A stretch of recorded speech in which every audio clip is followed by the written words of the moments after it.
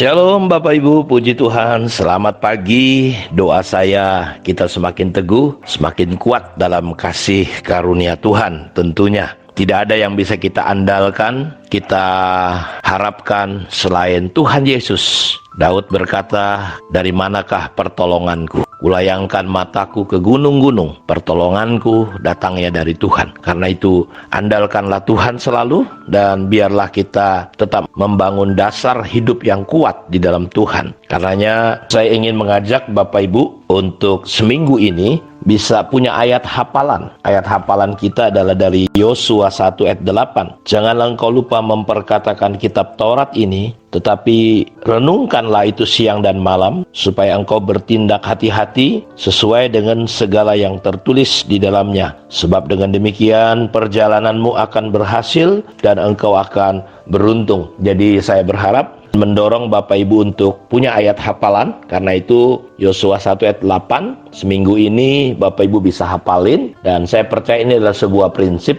bagaimana kita bisa membangun sebuah dasar hidup yang kuat. Mari kita akan belajar dari Matius 7 ayat 24 sampai 27 bahwa mendengar firman Tuhan dan melakukan apa yang kita dengar dari firman Tuhan ini adalah sebuah prinsip untuk kita memiliki kehidupan Kristen yang kokoh dan kuat. Mari kita baca. Setiap orang yang mendengar perkataanku ini dan melakukannya, ia sama dengan orang yang bijaksana, yang mendirikan rumahnya di atas batu. Kemudian turunlah hujan dan datanglah banjir. Lalu angin melanda rumah itu, tetapi rumah itu tidak roboh, sebab didirikan di atas batu. Tetapi setiap orang yang mendengar perkataanku ini dan tidak melakukannya, ia sama dengan orang yang bodoh, yang mendirikan rumahnya di atas pasir. Kemudian turunlah hujan dan datanglah banjir, lalu angin melanda rumah itu sehingga rubuhlah rumah itu dan hebatlah kerusakannya.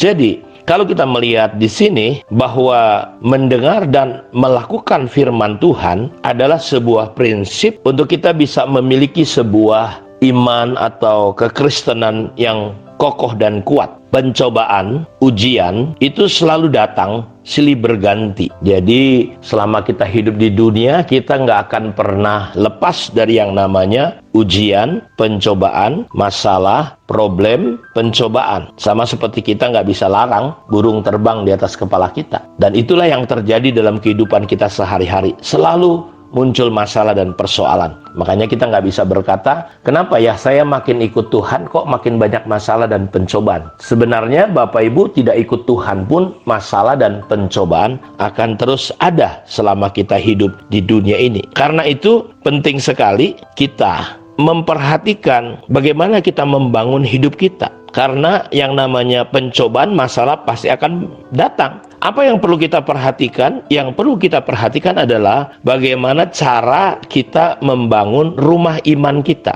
Ini penting sekali. Tentu kita berharap semua Bapak Ibu bahwa rumah kehidupan kita adalah rumah yang tahan gempa, rumah yang tahan goncangan, bukan rumah yang mudah rubuh atau hancur akibat angin, hujan, dan banjir yang datang. Kita sendiri yang menentukan hendak dibangun di atas apa rumah hidup kita ini. Jadi Bapak Ibu sendiri yang menentukan hendak dibangun di atas apa rumah iman kita. Di atas pasir atau di atas batu yang kokoh. Di atas Yesus, kebenaran, atau di atas sesuatu yang mudah berubah. Semua kembali kepada keputusan pribadi kita masing-masing Bapak Ibu. Karena itu coba kita renungkan, dan Bapak Ibu satu hari dalam perenungan ini bisa mendiskusikan kepada keluarga. Pertanyaan saya kepada Bapak Ibu, disamakan seperti apakah orang yang melakukan firman Tuhan? Nanti Bapak Ibu perhatikan dari ayat 24a-nya. Disamakan seperti apa mereka yang melakukan firman Tuhan?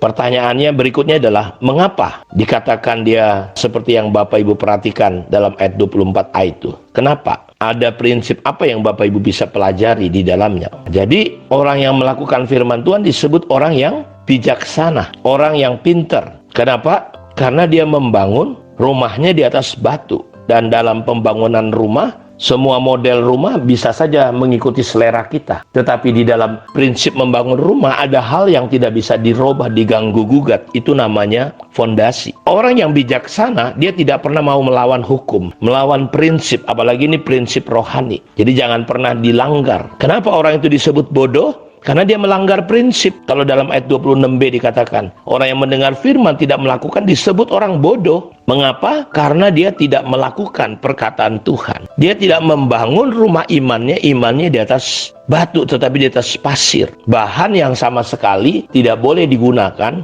di dalam membangun rumah. Jadi sebagai orang Kristen, sebagai orang percaya, kita tidak boleh melanggar prinsip-prinsip yang Tuhan ajarkan. Jadi dalam pembelajaran ini adalah sebuah prinsip yang tidak boleh dilanggar sama sekali. Jadi apa perbedaannya? Perbedaannya kedua rumah ini adalah ketika datang angin banjir hujan, yang satu roboh, yang satu tetap kokoh. Dan ingat, ke depan keadaan kita akan semakin banyak hal yang terjadi. Situasi yang menyesakan, aniaya, penderitaan, gempa bumi, sakit penyakit. Jadi kalau kita nggak menyiapkan diri kita bisa murtad, kita bisa menyangkal Tuhan. Benarkah Tuhan ada? Di manakah Tuhan? Karena apa? Karena kita tidak belajar untuk membangun hidup kita di atas dasar yang kuat. Karena itu saya mengajak Bapak Ibu untuk mulai bercerita, bersaksi, berkat apa yang Bapak Ibu dapat hari ini. Dari renungan ini Bapak Ibu bisa sharing kepada 2-3 orang, sehingga kita belajar bersaksi dari firman Tuhan yang